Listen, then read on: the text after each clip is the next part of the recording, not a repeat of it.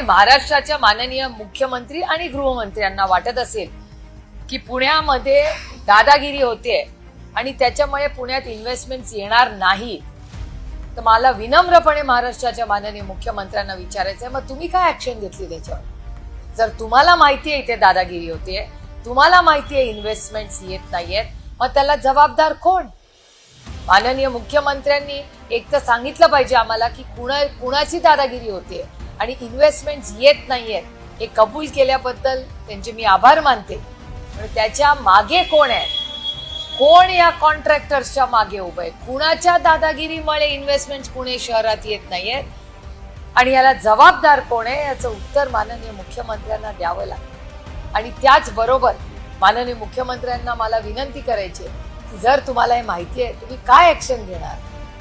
कधी तुम्ही ऍक्शन घेणार या कॉन्ट्रॅक्टरांवर आणि या दादागिरी कधी थांबणार आणि कधी इन्व्हेस्टमेंट तुमच्या आणि माझ्या महाराष्ट्रात येणार? याचं उत्तर माननीय मुख्यमंत्र्यांनी द्यावं एवढीच विनम्र विनंती करते.